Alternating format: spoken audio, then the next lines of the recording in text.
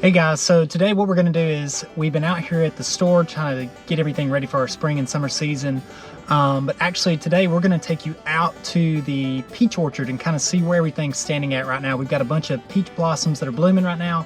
And then we've also got some varieties that aren't quite there. They're a little bit later varieties. And then we're also going to take you over to our strawberry fields to kind of give you a gist of what we're looking at right now, what preparations we're planning on doing for the spring and summer season for y'all.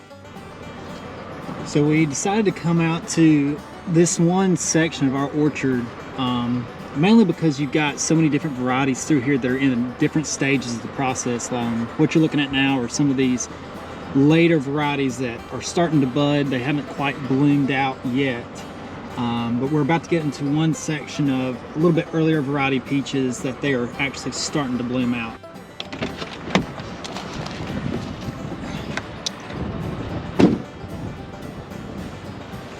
So what you can see here, some of these varieties, we actually came out here a little bit earlier today. You might be able to hear the wind that's out here right now. Just be able to kind of see some of these blooms that are out right now. I'm going to try to get in there a little bit closer.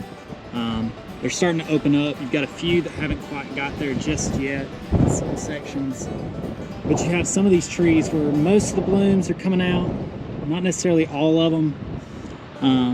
But it's not really hurting anything right now because, I mean, what we're looking at in the forecast, we really don't have any cold weather coming in right now. Which, in fact, I guess I have a honeybee working on that one right there. I'm not going to mess with him too much. Don't want to mess up his process. But what we're seeing is this huge amount of warm weather that's coming in. You see some of these that are starting to try to bloom out a little bit, and some of these that are still kind of stuck in these stages. But with this warm weather, that's really just increasing. I mean, it's really speeding up the process as a whole. But again, a lot of your early varieties, this is time for them to start blooming out. But I mean, you're getting to that time of the year now where you're going to start seeing almost all of these start to open up a little bit more. Which in fact, I mean, I guess you might be able to see our wind machine way out there a little bit. So that's for necessarily when it really does cool down a little bit. Now I'm gonna take you over here to kind of show you one of our wind machines that we have out here. And we've got a few of them spread throughout the orchard, and a lot of times what you see is it's really just depending on what the weather's looking like, depending on the time of year and the season and what's blooming out at that time, and that kind of dictates which ones we're gonna turn on. Because some, depending on what time that they're blooming out, you really don't have anything to worry about at that point. While there's some that you really have to worry about once the bloom starts shedding off, because your bloom is essentially just an insulator at that point.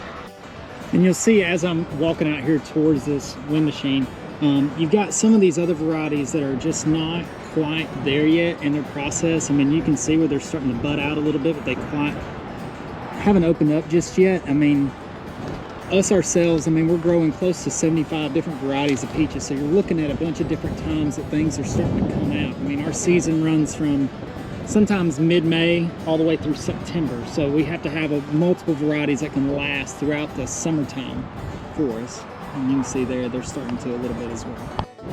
It's a little bit windy out here right now, so you might have a little trouble hearing me. So this right here behind me, this is one of our wind machines that we have out here.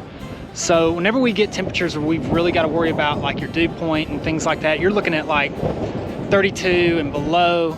And sometimes you really don't have to worry about it even at 32. It's just once you hit a certain threshold to where there's not a lot of wind movement, anywhere where frost can start to settle a little bit, where it can actually start to kind of hurt those blooms, hurt those buds, kind of garner up a frost a little bit, that's when we really have to turn these machines on.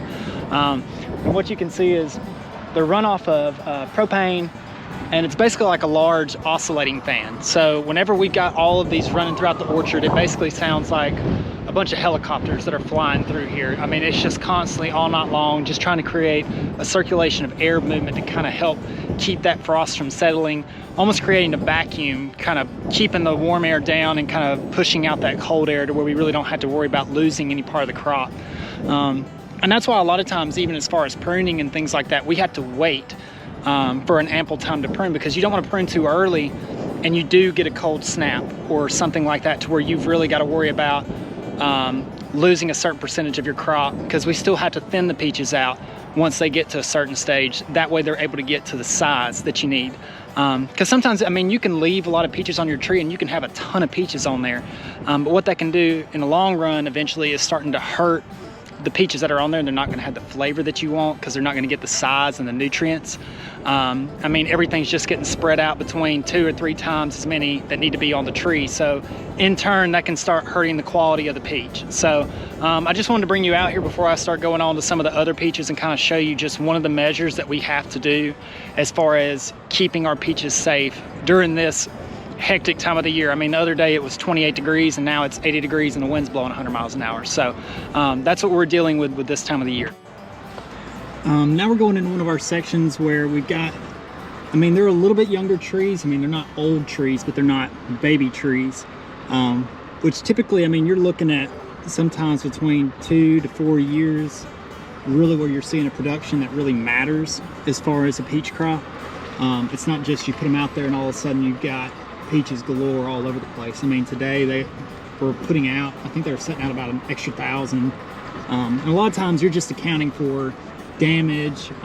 You got some trees that over time just don't produce like they should, so it's time to push them up, put new trees out. Because again, you are having to look 2 to 4 to 5 years down the road in advance. You can't just be thinking from one single year to the next year.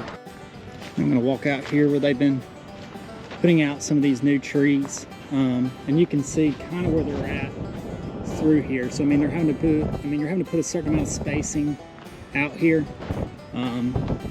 This is a white river, so I'm assuming it's going to be a white flesh peach, because I mean, you can see where they're starting out at this size to get to the maturity level that they need to be, where they're actually looking at production wise. I mean, again, you're still looking at 2 to 3 years for them to actually be a viable addition to the crop yield. And you can look down through here. This is just a small plot that we've added out through here in different sections. So again, you can see the spacing and how things are trenched out to help production wise as far as getting them ready. And you can see some of the other trees out through there, they're still in bloom. And some of these other varieties, they're a little bit early varieties that are over here, that they're blooming out as well. Similar to what I showed you earlier. And again, you can see just how everything's looking right now. I mean, everything's looking good so far. But again, we are in February, almost March. And old saying is, if it thunders in February, you're going to get a frost in April. So, and typically for us, that's something that happens every single year. We always call it a blackberry winter, so it's something that you are going to see eventually that does tend to happen. But all of these blooms that are coming out, these are potential peaches, essentially. So you can see how far they're coming out and how close they're going to be to one another. So typically, even when they're thinning out, again, a lot of these branches are going to be pruned back because, again, you don't want too many peaches bunched up together. And a lot of times, even when they're thinning out, you're looking sometimes typically 6 inches or so when you're thinning out certain varieties. Different ones account for different types of thinning process. But the main reason, again, for that is just making sure that the crop that you're actually yielding out is going to be something that's viable for everybody and actually have, I mean, a good tasting peach all the way around. Okay, so we've kind of shown you where we're at, where our peaches are at currently right now, what stages they're in for certain varieties. So what I'm going to do is I'm going to hop over the road a little ways and kind of go down here to where some of our strawberries are at in our strawberry fields out there and show you just what stage they're in and what precautions we have to do with them, because they're just like peaches. They're blooming out right now, but again, they are at a fickle time to where if you do get that cold weather, you really do have to worry about their being damaged. And I know that we did, probably about a month or so ago, we did have some days where it was 70s, almost 80 degrees, and everything started to bloom out, and then we had 20s, almost teens, a little bit of a cold snap that came through. So again, you're going to see a little bit of damage to that as far as strawberries, and that's everybody here in the county, but nothing that's really of any concern. Typically, again, because looking at what your yield is and what each plant tends to get off of it, it's not really that much of a concern. Alright, so we just got over here to some of the strawberry fields that we have out here now. Typically, what you're seeing with a lot of different farmers is they're usually planting between 2 to 4 different varieties. And that's typically just because certain varieties yield out at different times within the year. So you can kind of see where some are at this stage. You can see the size that they are, a little bit better right there. So I mean, they're coming along, they're loving this warm weather right now. But again, you'll see some that did have a little bit of an effect from that cold weather. You'll see how dark it is right there. They got a little burnt, but again, you're going to see that from time to time. There's just no getting around that. And eventually, I mean, typically that they're putting out is, I think, like a Camarosa that's usually a really good berry. And a lot of times it's really, are you looking at yield? Are you looking at size? What are you really looking for out of the strawberry in itself? And you can see a little bit of the plastic that's over here. Just cross over. So these are the roll tarps. So whenever we get in those temperatures to where we really have to worry about some of the cold that's coming through, this is what we're actually just putting over the strawberries, basically just giving them a little bit of a warm blanket at night just to keep them from getting that freeze when they're in this kind of stage that they're in right now. All right, so now we've kind of shown you where we're at as far as peaches in a sense, where we're at as far as strawberries in a sense. So right now we're about to start going into a very crucial time over here in the next month or so. Again, where the weather's a little bit chaotic at the time. I mean, you're looking at, again, today's 80 degrees.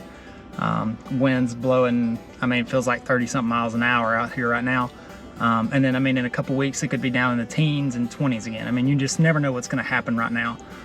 So again, I just want to thank you again for kind of going along with us so I can kind of show you where we're at in the process. I know a lot of people are curious right now. They've kind of been following us along on our social media at Durbin Farms Market on Facebook and Instagram. We've been kind of posting what stages the peaches are in, where we're at as far as strawberries. But I just kind of wanted to go a little in depth and show you as far as production wise what we're looking at right now and what we've got coming up in the future. So again, I just want to thank you for following along, and hopefully we'll have you a few more updates here in the next coming week. So again, thank you so much.